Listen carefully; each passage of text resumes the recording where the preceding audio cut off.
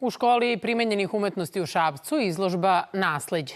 Učenici su pripremili 50-ak radova inspirisani delima i simbolima porodice Nemanjić.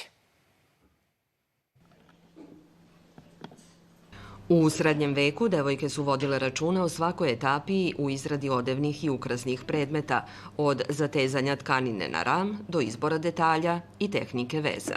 Na svom radu prikazala sam rasvetali krst koji sam ukrasila tehnikom boda po pismu, zlatovezom, tehnikom boda na procep i slikarskim bodom.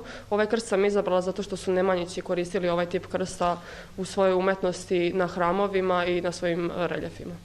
Na časovima praktičnog rada učenici stvaraju svoja dela, ali uz pomoć i podršku nastavnika i konzerviraju i restauriraju kulturno nasleđe. Imamo jednu ikonu koja je urađena u 19. veku i doneta je iz jedne crkve koju trebamo da čistimo.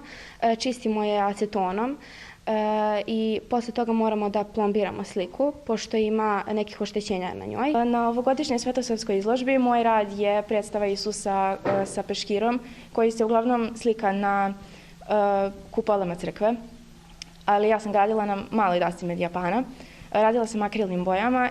Ornamenti sa fresaka srpskih srednjovekovnih manastira su inspiracija za istraživanje, učenje i stvaralaštvo šabačkih učenika. Naša škola je prepoznata kao čuvar tradicije i duhovnosti našeg naroda i sve izložbe koje učenici priređuju govore zapravo o tome koliko je važno čuvati svoju istoriju, svoje nasleđe, svoju kulturu. Osim ikona i tekstila sa elementima ornamentalnog veza, učenici su za izložbu pripremili i reljefe u kamenu i mozaike i povezali ih sa simbolima hrabrosti i vere srpskog naroda.